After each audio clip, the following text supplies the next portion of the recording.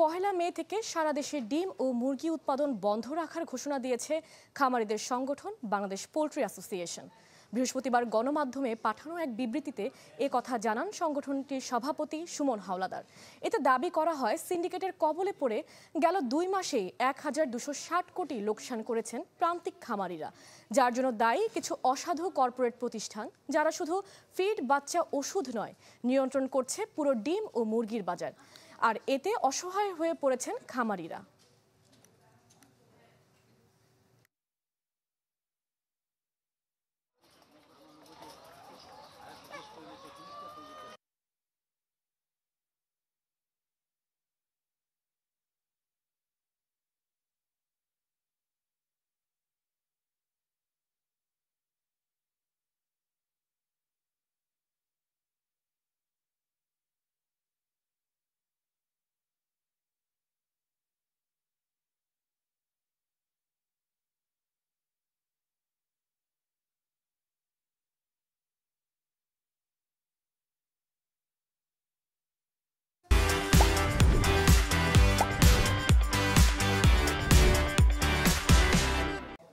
Doctor ABM Khaleduzzaman, আপনাকে আমন্ত্রণ জানাচ্ছি ন্যাশনাল এগ্রিকেয়ার কৃষি 24-এ। আপনার কাছে আমাদের প্রশ্ন হচ্ছে, পোল্ট্রি অ্যাসোসিয়েশনের বিভাগের সত্যতা কতটুকু? পহেলা মে থেকে তারা এই কর্মসূচি ঘোষণা করেছেন, তাতে কোনো সমস্যার সম্ভাবনা আছে কিনা? আমরা অধিদপ্তর থেকে শুনতে পেরেছি, একটা পোস্টে, ঢাকা পোস্টে আসছে যে তারা একটা আন্দোলনের ডাক দিয়েছে।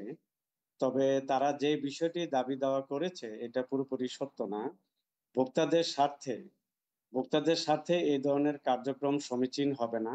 আমরা প্রাণী সম্পদ অধিদপ্তর আমাদের সমস্ত অংশীজনদের নিয়ে, সংশ্লিষ্ট সকল অ্যাসোসিয়েশনদের নিয়ে একসাথে কাজ করে বাজারে যাতে প্রাণীজাত পণ্যের সরবরাহ ঠিক থাকে এবং দ্রব্যের মূল্য স্থিতিশীল থাকে, সেজন্য আমরা কাজ করে যাচ্ছি।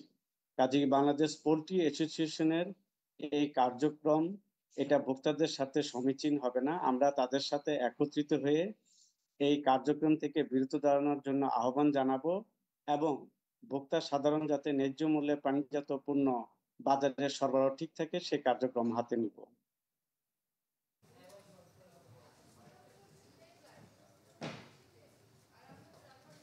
জনাব খালেদ, আপনাকে ধন্যবাদ।